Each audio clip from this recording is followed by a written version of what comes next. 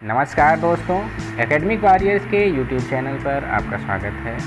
आज के इस वीडियो में हम लोग चर्चा करेंगे राष्ट्रीय शिक्षा आयोग यानी कोठारी आयोग के बारे में, जो कि 1964 में गठित हुआ और 1966 में इसने अपनी रिपोर्ट प्रस्तुत की। भारत काफ़ी समय तक ब्रिटिश शासन के अधीन रहा है और यहाँ पर ब्रिटिश शासन की नीतियाँ ही लागू रही हैं और यह ब्रिटिश शासन की जो नीतियाँ थीं वह ब्रिटिशर्स के प्रति ज़्यादा झुकी हुई थी। वह ब्रिटिश के हितों को ध्यान में रखती हुई बनाई गई थी। इसीलिए जब भारत स्वतंत्र हुआ तो भारत ने स्वतंत्रता के पश्चात ही विभिन्न समस्याओं पर ध्यान देना शुरू किया और इन्हीं समस्याओं के फलस्वरूप उसने शिक्षा पर भी ध्यान देना प्रारंभ किया। तो 1948 में विश्वविद्यालय आयोग का गठन किया, जिसे हम राधाकृष्णन आयोग या राधाकृष्णन कमीशन के नाम से भी जानते हैं। इस आयोग ने विश्वविद्यालयी शिक्षा के प्रशासन, संगठन और उसके स्तर को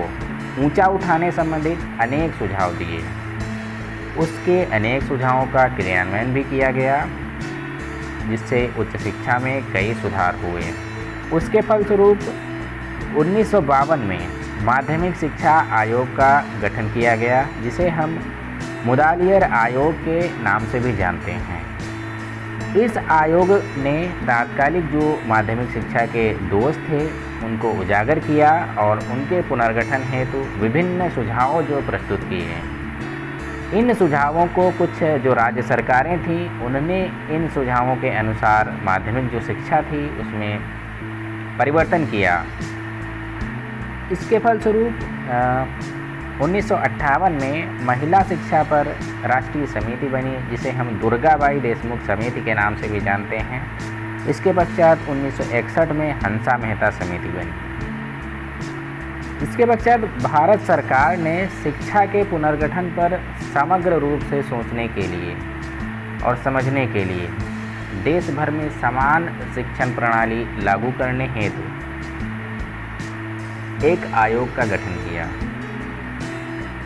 जिसे राष्ट्रीय शिक्षा आयोग या कोठारी आयोग के नाम से ही जानते हैं। क्योंकि अभी तक जितने भी आयोग या समितियां गठित हुई थीं वह केवल एक किसी स्पेशली, जैसे विश्वविद्यालय आयोग की बात करें तो यह केवल उच्च शिक्षा से संबंधित थी, और माध्यमिक शिक्षा आयोग की बात करें तो यह माध्यमिक शिक्षा से संबंधित थी, और महिला शिक्षा की जो राष्ट्रीय समिति बनी थी यह केवल महिला शिक्षा से संबंधित थी।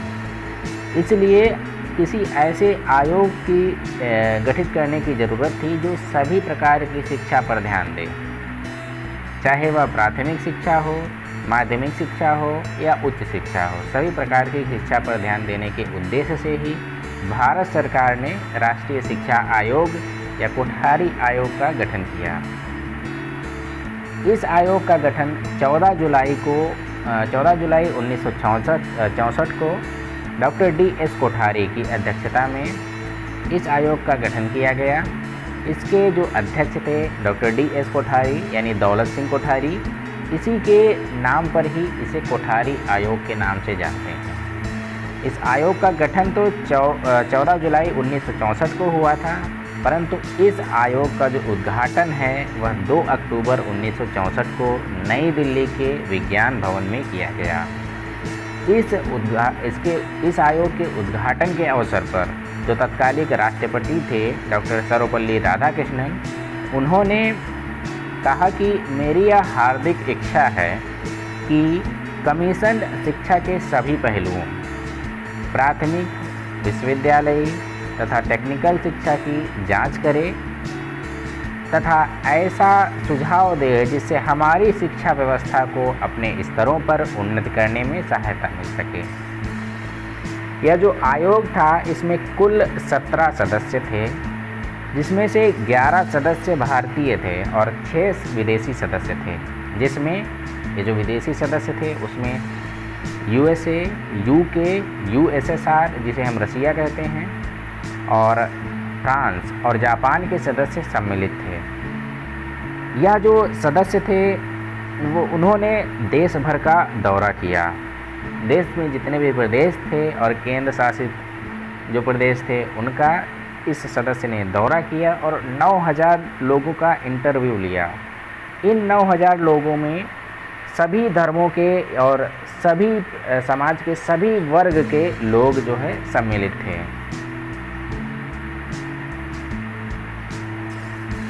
ये जो आयोग था, इस आयोग ने अपना प्रतिवेदन देने के लिए 2 विधियों का अनुकरण किया था। पहली थी निरीक्षण एवं साक्षात्कार विधि, दूसरी थी प्रश्नावली विधि। निरीक्षण एवं साक्षात्कार विधि के अंतर्गत इसने जो विभिन्न राज्य थे उनका दौरा किया और विद्यालय, महाविद्यालय, विश्वविद्यालयों को देखा, उनके छात्रों, शिक्षकों और प्रशासकों का साक्षात्कार यानी इंटरव्यू लिया और शिक्षाविदों से भेंट की और विचार विमर्श किया और जो मुख्य तथ्य थे उनको लेखबद्ध किया। प्रश्नावली मेथड के अंतर्गत इसने लगभग 5000 व्यक्तियों के पास प्रश्नावली भेजी। इनमें से 2400 व्यक्तियों ने इसे भरकर लौटाया। आयोग को जो है 5000 व्यक्तियों को इसने भेजा था, उसमें से 2400 व्यक्तियों ने इसे भरकर लौटाया।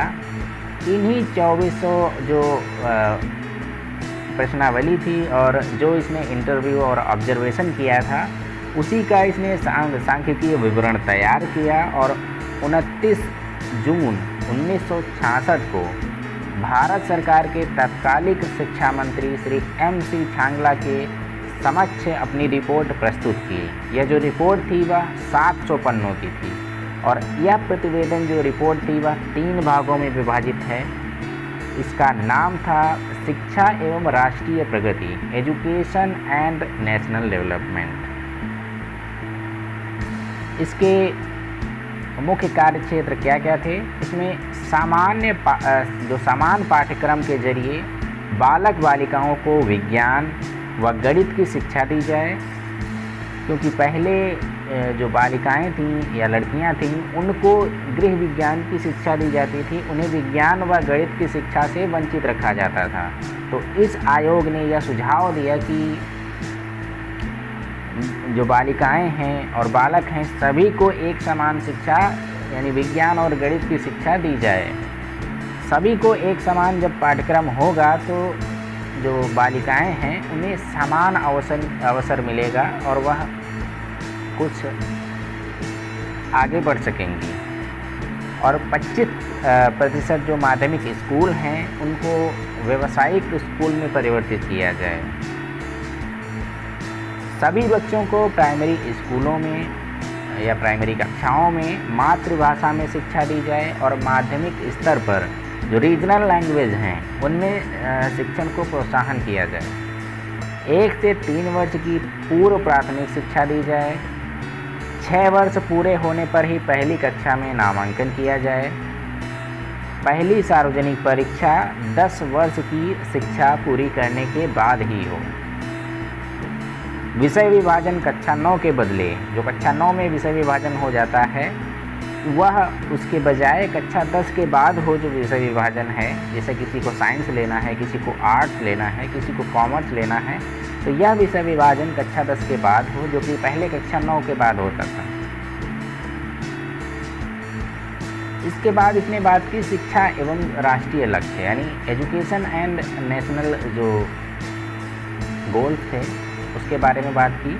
आयोग ने कहा कि शिक्षा को लोगों के जीवन, आवश्यकताओं एवं आकांक्षाओं के अनुरूप होना चाहिए। जो लोगों की आवश्यकताएं हैं, उनकी आकांक्षाएं हैं, उनके अनुरूप शिक्षा होने की बात कही, जिससे उनका आर्थिक, सामाजिक और राजनीतिक सांस्कृतिक विकास करके राष्ट्रीय लक्ष्यों को प्राप्त किया जा सके।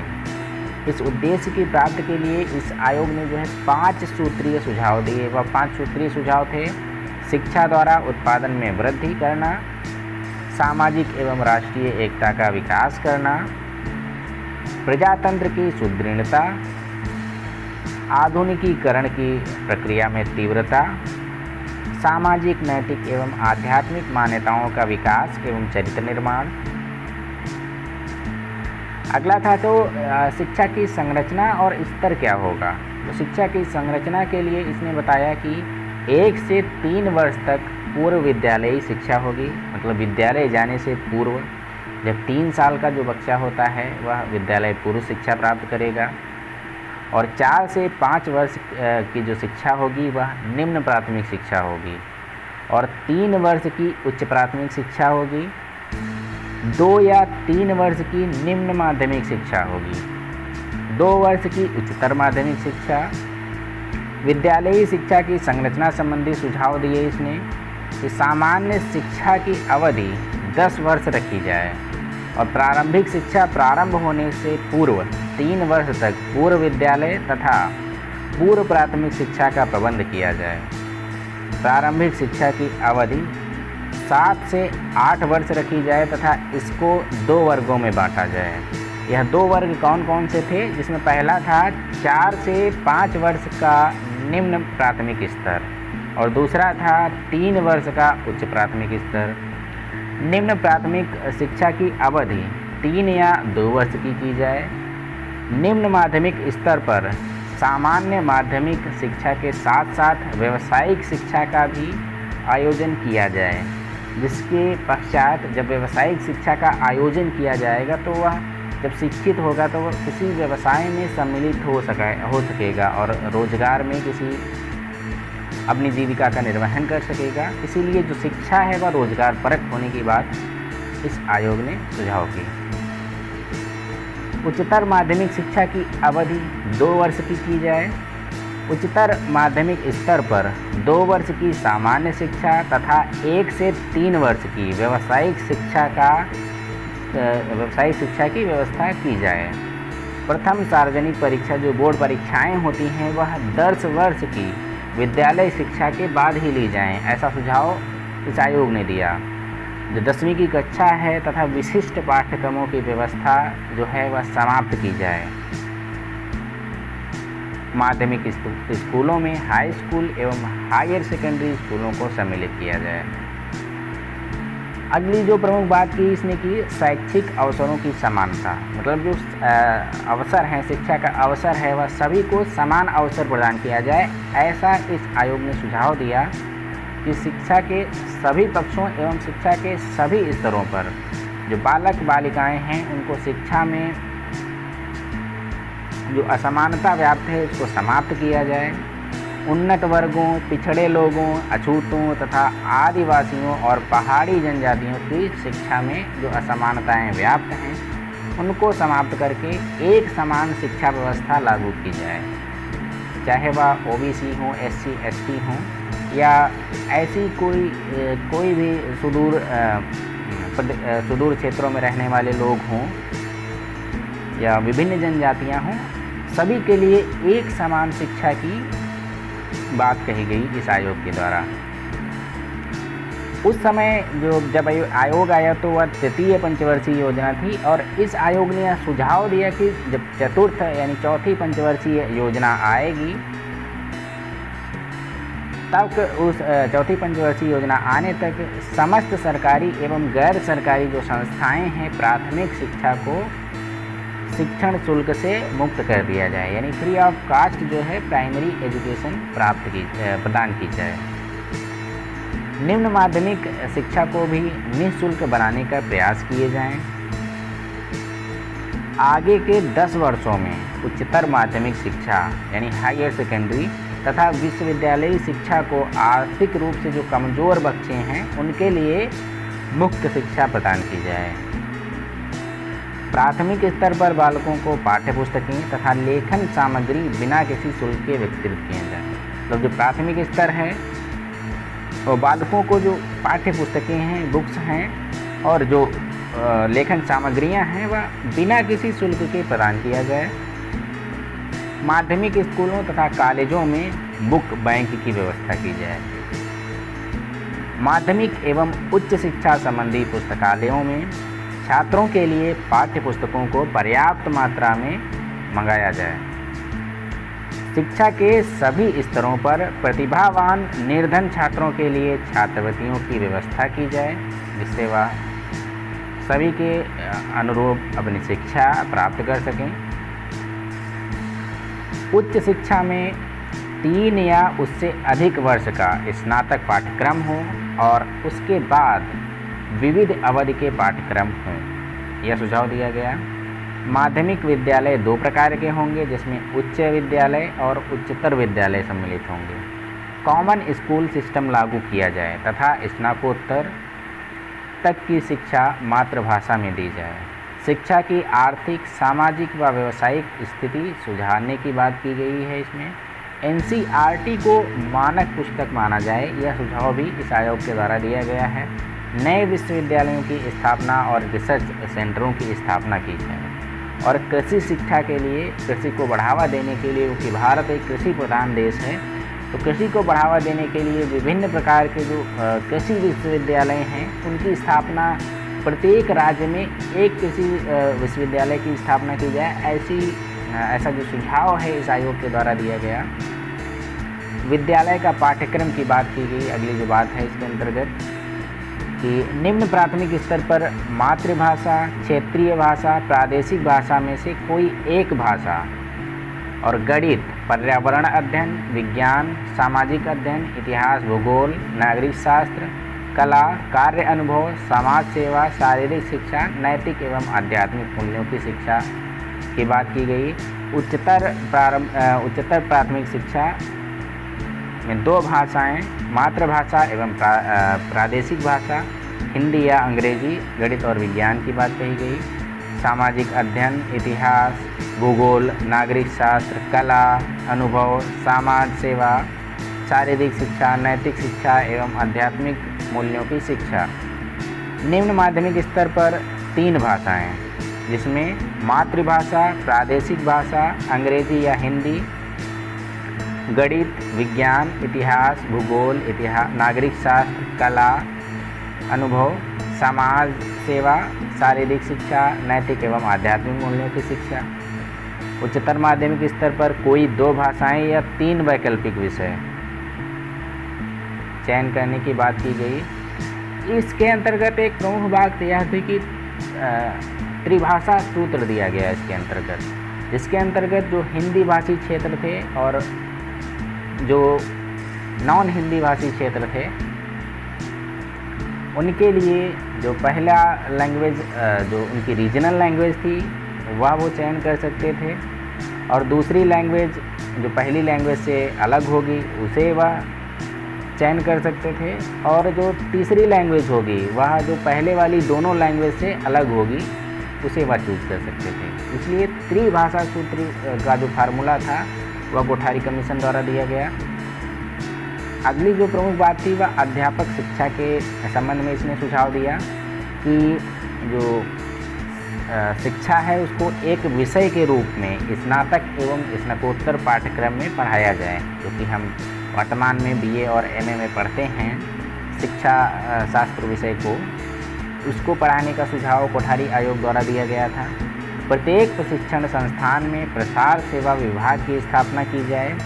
सभी शिक्षण संस्थाओं में ट्रेनिंग कॉलेज के जो सभी शिक्षण संस्थान हैं उनको ट्रेनिंग कॉलेज के नाम से पुकारा जाए। प्रत्येक राज्य में कम्प्रिहेंसिव कॉलेजों की स्थापना की जाए। प्रशिक्षण विद्यालयों के पाठ्यक्रम तथा विषय सामग्री को संशोधन किया जाए, जिससे कि उचित जो शिक्षण कार्य है उसका संपादन किया जा सके। ट्रेनिंग कॉलेजों के शिक्षकों के पास 2 स्नातकोत्तर यानी 2 PG तथा शिक्षा की उपाधि का होना अनिवार्य किया जाए। अप्रशिक्षित जो शिक्षक हैं उनके लिए ग्रीष्मकालीन संस्थाओं की व्यवस्था की जाए, जिससे वह प्रशिक्षण प्राप्त कर सकें। ग्रीष्मकाल में जब छुट्टियाँ होती हैं उस समय जो अप्रशिक्षित अनट्रेन जो टीचर्स हैं उनको प्रशिक्षण कार्यक्रम का संचालन जो ग्रीष्मकाल में किया जाए, जो कि छुट्टियों का समय होता है।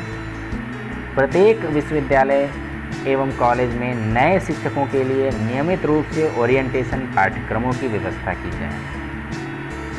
समेकित शिक्षा है तो इसने क्या सुझाव दिया, तो कोठारी आयोग जो ऐसा पहला आयोग है जिसने अपनी कार्य योजना में विशेष आवश्यकता वाले बालकों या दिव्यांग बालकों को सम्मिलित किया कि इन बालकों को भी सभी के अनुरूप शिक्षा मिलनी चाहिए। जो माइल्ड लेवल के दिव्यांग व्यक्ति हैं उनको सामान्य विद्यालय हैं उन्हीं में सभी के अनुरूप शिक्षा मिलनी चाहिए। विशेष आवश्यकता वाले जो बालक हैं उनको उनके निकटवर्ती जो विद्यालय हैं उन्हीं में ही प्रवेश दिया जाना चाहिए। समेकित इसमें इस आयोग ने यह कहा कि ये जो समेकित शिक्षा है न केवल व्यय कम करती है, जो व्यय है उसको ना कि कम करती है, बल्कि सामान्य व जो दिव्यांग बालक हैं उनके बीच जो अलगाव की भावना उत्पन्न होती है उसको भी दूर करने में यह सहायक है। जो गंभीर दिव्यांगता वाले बालक हैं उनके लिए विशेष विद्यालयों की स्थापना की जाए, ऐसा सुझाव इस आयोग द्वारा दिया गया। अब हम इस आयोग का अध्ययन करने के पश्चात इस आयोग का मूल्यांकन करेंगे, जिसमें हम पहले गुण को देखेंगे। जन शिक्षा एवं प्रसार के लिए व्यवहारिक शिक्षा का स्वरूप प्रस्तुत करना, वैज्ञानिक प्रयोगों एवं अनुसंधानों को शिक्षा के क्षेत्र में उपयुक्त प्रदान करना, शिक्षा के सर्वांगीण पक्षों संतुलित विकास की रूपरेखा प्रस्तुत करना तथा उसके पुनर्गठन संबंधित ठोस सुझाव प्रस्तुत करना। इस आयोग ने जो शिक्षा के सभी पक्ष हैं उस पर ध्यान दिया और उसके क्या सुझाव हो सकते हैं उसके सुझाव भी प्रस्तुत किए। शिक्षा और अधिक धन व्यय करने की सिफारिश करना। इसने जो जीडीपी का 6% व्यय करने की बात कही शिक्षा पर, इसलिए अभी भी 6% व्यय करने की बात कही जाती है कि शिक्षा पर जीडीपी का 6% व्यय किया जाएगा। तो यह काफ़ी महत्वपूर्ण बात थी उस समय कि शिक्षा पर अधिक धन व्यय करने की सिफारिश इस आयोग द्वारा की गई थी। सभी छात्रों को प्रजातांत्रिक समानता के अवसर प्रदान करने के लिए आवश्यक सहायता प्रदान करना। इस आयोग ने सभी प्रकार के छात्रों को समान अवसर प्रदान करने पर जोर दिया था। संवैधानिक लक्ष्यों की पूर्ति हेतु ठोस कदम उठाने की बात भी इस आयोग द्वारा कही गई थी। समकालीन जो विद्वान हैं उसने इस शिक्षा आयोग के कुछ दोष भी बताए हैं। वह दोष हैं, शिक्षा आयोग के प्रयासों के फलस्वरूप बेसिक शिक्षा का स्वरूप था वह समाप्त हो गया। बेसिक शिक्षा पर इस आयोग ने ध्यान नहीं दिया उतना ज़्यादा। अंग्रेजी भाषा पर अतिरिक्त बल देने से भारतीय भाषाओं का विकास अवरुद्ध हो गया। संस्कृति अध्ययन की पूर्ण अपेक्षा की गई इस आयोग द्वारा। विज्ञान एवं प्रौद्योगिकी की शिक्षा पर अनावश्यक बल देने से बालकों का नैतिक एवं आध्यात्मिक विकास अवरुद्ध हो गया। प्रारंभिक शिक्षा के आधार को मजबूत बनाने का सार्थक प्रयास नहीं किया गया। शिक्षकों को अपेक्षित सुधार प्रदान करने में शिक्षा आयोग पूर्णतः असफल रहा। अनेक महत्वपूर्ण सुझावों को धन के अभाव में क्रियान्वयन नहीं किया जा सका। इसने कई सुझाव दिए परंतु उन सभी सुझावों का निवारण धन के अभाव में नहीं किया जा सका और शिक्षा की जो स्थिति थी वह वैसे ही बनी रही। आयोग ने ये जो आयोग था उसमें अनेक जो विदेशी सदस्य सम्मिलित थे, उन्हें देसी शिक्षा से कुछ लेना देना नहीं था और उसने ये जो विदेशी सदस्य थे उन्होंने कार्य में उपेक्षा भाव का प्रदर्शन किया। इस प्रकार हमने देखा कि इसके गुण और दोषों के बारे में। इस आयोग ने यह जो आयोग था उसने विस्तृत सुझाव प्रस्तुत किए जो आज भी प्रासंगिक मालूम देते हैं। जैसे कि 6% व्यय करने की बात कही जीडीपी का इसने, वह काफ़ी महत्वपूर्ण प्रयास था और 3 लैंग्वेज फार्मूला की बात कही और शिक्षा पर सभी को समान अवसर प्रदान करने की बात कही। कृषि शिक्षा का और व्यावसायिक शिक्षा, स्त्री शिक्षा, प्रौढ़ शिक्षा और सभी प्रकार की शिक्षा पर इसने ध्यान दिया, चाहे वह प्राथमिक स्तर की हो, माध्यमिक स्तर की हो, विश्वविद्यालय स्तर की हो। इसीलिए यह आयोग काफ़ी महत्वपूर्ण था भारतीय शिक्षा की दृष्टि से। तो आज हमने देखा कोठारी आयोग के बारे में। आज के वीडियो में इतना ही। आशा है कि आपको यह वीडियो पसंद आई होगी। धन्यवाद।